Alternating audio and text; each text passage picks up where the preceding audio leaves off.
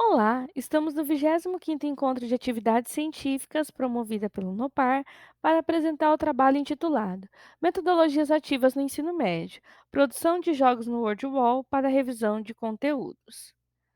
Bom, nós sabemos então que as metodologias ativas, elas não são novidades no contexto escolar.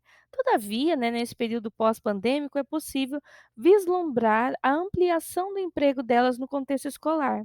Além disso, nós temos documentos normativos, como a Base Nacional Comum Curricular, que apregou a importância do desenvolvimento de metodologias e estratégias diferenciadas no processo de ensino-aprendizagem dos estudantes de modo que leve à construção de conhecimentos. Ademais, nós temos estudos como os de Moran, que apontam que a adoção de metodologias ativas em sala de aula atende essas novas demandas da sociedade, já que visa oportunizar aos estudantes espaços reais de construção do conhecimento e tornam assim o processo de ensino-aprendizagem mais dinâmico e interativo.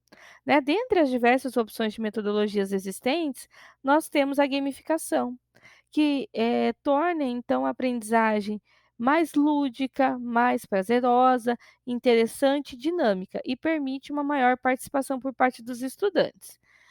Mediante o que foi apresentado, o objetivo desse trabalho, então, visa apresentar um relato de experiência com a metodologia ativa da gamificação, durante o processo de ensino-aprendizagem, no componente curricular de língua portuguesa, com os alunos do segundo ano do ensino médio, para revisão de conteúdos, procurando identificar se essa metodologia, então, auxilia de alguma maneira na aprendizagem dos estudantes.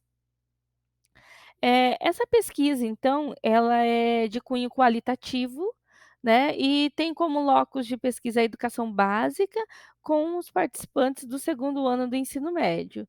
Ela trata-se também de uma pesquisação e que, segundo o TRIP, a pesquisação, então, ela trata-se de uma intervenção, no contexto educacional, de modo que os professores pesquisadores possam utilizar estratégias, práticas e pesquisa para aprimorar o contexto profissional que atua, em decorrência do aprendizado dos seus estudantes. E ele pode fazer alterações durante esse processo, de modo a contribuir para essa melhoria da aprendizagem.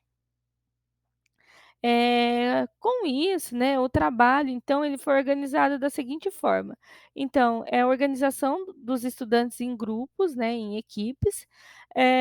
Com isso foi sorteado temas e cada grupo ficaria responsável por, elaborar questões e apresentar um jogo dentro daquele tema, no qual ele foi sorteado, eles produziram as questões. Em seguida, houve uma explicação do que era a plataforma WordWall, como produzir jogos dentro dessa plataforma, de modo que cada grupo produziu o seu jogo. E, ao final, então, eles socializaram jogos elaborados com os colegas de turma. Com isso, nós podemos identificar que as metodologias ativas, elas procuram, então, oportunizar aos estudantes espaços de construção do conhecimento, que permita que eles possam criar, elaborar, inventar e, de qualquer forma, aprofundar os conteúdos estudados. E, além disso, o Nasu ressalta que a gamificação, torna a aprendizagem mais dinâmica e mais interativa, e que as produções dos alunos, mediante o trabalho realizado, poderão ser utilizados posteriormente.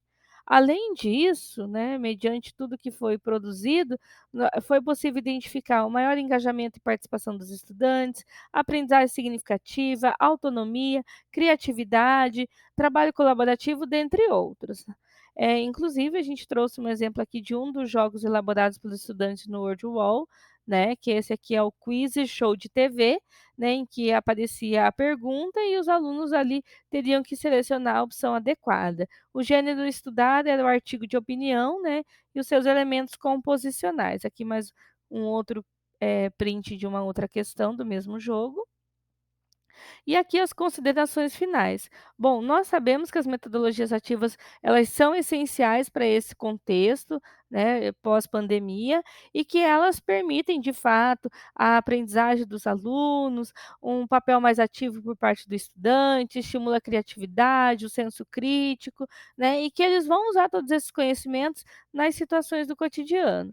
Aqui estão os referenciais utilizados, então, para a construção desse trabalho. Um agradecimento para a CAPES e a Funadesp pelo apoio destinado à pesquisa, e muito obrigada.